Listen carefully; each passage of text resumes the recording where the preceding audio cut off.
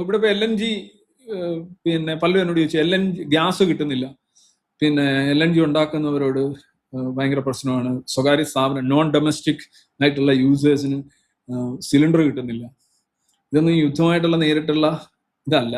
ഇതുമായിട്ട് ബന്ധപ്പെട്ട എന്തെങ്കിലും സപ്ലൈ ചെയിനിൽ ഉണ്ടാകുന്ന വേറെ ഇതൊക്കെയാണ് ഇതുമായിട്ട് ബന്ധപ്പെടുത്തി പറയുന്നത്. ഇന്ത്യയിൽ ഈ LNGയുടെ കാര്യത്തിലാണേലും പിന്നെ ക്രൂഡിന്റെ കാര്യത്തിലാണേലും ഡീസൽ പെട്രോളിയം ഉൽപ്പന്നങ്ങളുടെ കാര്യത്തിലാണേലും ഇന്ത്യയിൽ പ്രശ്നം ഉണ്ടാകാനായിട്ടുള്ള സമയമായിട്ടില്ല. ഇന്നലെ എന്നോട് ഒരാൾ പറഞ്ഞു $130 പെർ ബാരൽ വേൾഡ് മാർക്കറ്റിൽ ആകുന്നത് വരെ ഇന്ത്യ വില കൂട്ടത്തില്ല. വില കൂട്ടില്ല. 130 കൂടുതലായി കഴിഞ്ഞാൽ വില കൂട്ടും.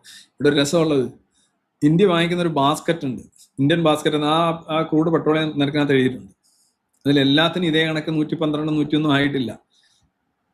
ഇത് പെരുപ്പിച്ച് ഏറ്റവും കൂടിയ വില എത്രയാണോ ആ വില വെച്ചുകൊണ്ടാണ് പിന്നെ ബാക്കി നരേറ്റീവ്സും എഡിറ്റോറിയലും അതും ഇതൊക്കെ വരുന്നത്. അങ്ങനെയല്ല കാര്യങ്ങൾ പോകുന്നത്. നിങ്ങൾ അത് ഈ ക്രൂഡ് പെട്രോളിയത്തിന്റെ ഓരോ ദിവസമുള്ള വില നോക്കുക. പിന്നെ മാത്രമല്ല, നമ്മൾ ബുക്ക് ചെയ്ത് നമ്മളിലേക്ക് വന്നുകൊണ്ടിരിക്കുന്ന, നമ്മൾ 3 മാസം സ്റ്റോക്ക് ഉണ്ടെന്ന് പറയുന്ന രാജ്യമാണ്. നമ്മളിലേക്ക് വന്നുകൊണ്ടിരിക്കുന്ന, പ്രത്യേകിച്ച് നമുക്ക് റിഫൈനറീസ് ഉണ്ട്. റിഫൈനറീസ് ഉണ്ടെങ്കിൽ നമ്മൾ ക്രൂഡ് നേരത്തെ വാങ്ങിച്ചു വെക്കുമല്ലോ, ഉറപ്പല്ലേ? അതുകൊണ്ടാണ് ഇപ്പൊ റഷ്യൻ എണ്ണ നിർത്തണമെന്ന് നമ്മൾ വിചാരിച്ചാൽ തന്നെ നമ്മളെല്ലാം ട്രെയിൻ്റെ കണക്കാണ്. ഇപ്പോൾ കൊല്ലത്ത് നിർത്തണമെന്നുണ്ടെങ്കിൽ നമ്മൾ പരവൂർ കഴിയുമ്പോൾ അല്ലെങ്കിൽ മയ്യനാട് കഴിയുമ്പോഴേ ചവിട്ടി തുടങ്ങണം എന്ന് പറയുന്നത് പോലെ നമ്മൾ ഇച്ചിരി മുന്നേ ചവിട്ടി തുടങ്ങിയെങ്കിൽ മാത്രമേ നമുക്കത് പൂർണ്ണമായിട്ട് നിർത്താനുള്ളൂ. അപ്പൊ ഇപ്പോഴത്തെ വില നമ്മളെ ബാധിക്കണമെങ്കിൽ നമ്മൾ ആ കറണ്ട് പർച്ചേസിങ് നമ്മൾ നടത്തിക്കൊണ്ടിരിക്കണം. ഇപ്പൊ കറണ്ട് പർച്ചേസിങ് ഇല്ലെങ്കിൽ തന്നെയും രക്ഷപ്പെടാൻ കുറച്ച് നാൾ പിടിച്ചു നിൽക്കാൻ കഴിയുന്ന ഒരു രാജ്യമാണ് India. Because we have stock ഇല്ലാത്ത ബംഗ്ലാദേശ് പോലെയുള്ള രാജ്യം. ഇന്ന് ഞാനൊരു വാർത്ത എവിടെയോ കണ്ടു, ഉള്ളതാണോ കള്ളമാണോ, ബംഗ്ലാദേശിനെ അധിക്ഷേപിക്കുന്നതാണോ. ബംഗ്ലാദേശ് ഇന്ത്യയോട് ഡീസൽ കൂടുതൽ ചോദിച്ചു എന്ന്, കൊടുക്കരുത് എന്നൊക്കെ പറഞ്ഞ് ഓരോരുത്തർ കമന്റ് ഇട്ടിരിക്കുന്നു. അത് ശരിയായ ഒരു സമീപനമല്ല. നമ്മുടെ കയ്യിൽ ഡീസൽ ഉണ്ടെങ്കിൽ ബംഗ്ലാദേശിന് കൊടുക്കണം. ബംഗ്ലാദേശുമായിട്ട് എന്തെങ്കിലും നയതന്ത്രപരമായിട്ടോ രാഷ്ട്രീയപരമായിട്ടോ ബന്ധം മെച്ചപ്പെടുത്താൻ കഴിയുന്നുണ്ടെങ്കിൽ അത് എണ്ണ കൊടുത്ത് മെച്ചപ്പെടുത്തുന്നുണ്ടെങ്കിൽ അതാണ് ശ്രമിക്കേണ്ടത്. അല്ലാതെ പിന്നെ അവരുമായിട്ട് വേറെ ശത്രുതയും പിന്നെ അത് ഇറാൻ മോഡലാണ്. ഇപ്പൊ നിങ്ങളുടെ ശത്രുക്കളെ തെരഞ്ഞെടുക്കുന്നതിൽ നിങ്ങൾ ഒരു വിവേചന ബുദ്ധി കാണിക്കണം എന്നുള്ളതാണ് നോർമലായിട്ട് പറയുന്നത്. You should be discretious to pick and choose your enemies. പിന്നെ എല്ലാവരോട്ട് കയറി അങ്ങ് ഇതാകുന്ന രീതിയിലേക്ക് പോകാതിരിക്കുന്നതായിരിക്കും. അപ്പം എണ്ണയുടെ കാര്യം അത്രയേ ഉള്ളൂ. എണ്ണ വില സ്റ്റെബിലൈസ് ചെയ്യും. അന്ന് യുക്രൈൻ റഷ്യ യുദ്ധത്തിൽ ഉണ്ടായിരുന്ന അത്ര പോലും എത്തിയിട്ടില്ല. അന്ന് $121 ആയത് എനിക്ക് ഓർമ്മയുണ്ട്.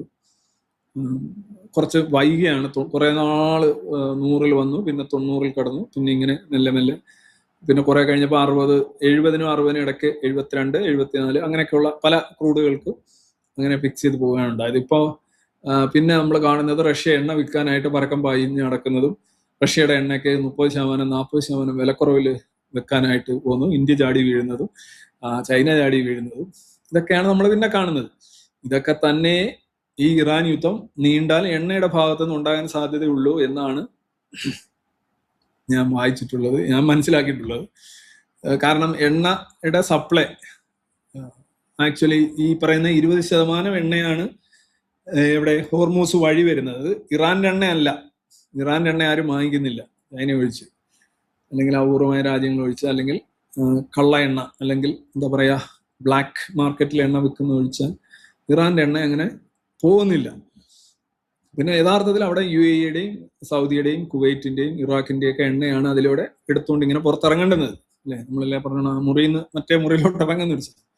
അത് ലോകം മുഴുവൻ, ഇന്ന് ഫ്രാൻസ് തന്നെ അത് ഹോർമോസ് ക്ലിയർ ചെയ്യാനായിട്ട് അവരുടെ നാവിക വ്യൂഹത്തെ വിടുന്നു എന്ന് 2 ദിവസമായി പറഞ്ഞിട്ട്.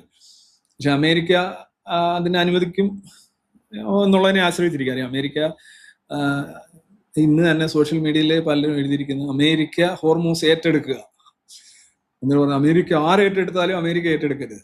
But in the ultimate analysis one could easily say that ഈ ഹോർമൂസ് വെച്ചുള്ള ഈ കളി, നമ്മുടെ CID മൂസയിലെ സലീം കുമാർ പോലെ ഹോർമൂസ് കാണിച്ച് ലോകത്തെ വിരട്ടുകയും ബ്ലാക്ക്മെയിൽ ചെയ്യുകയും ചെയ്യുന്ന ഇറാന്റെ ഈ പരിപാടി ഏതാണ്ട് അവസാനിക്കാൻ പോവുകയാണ്. It may take days or weeks, I am not sure, but അതാണ് സംഭവിക്കുന്നത്.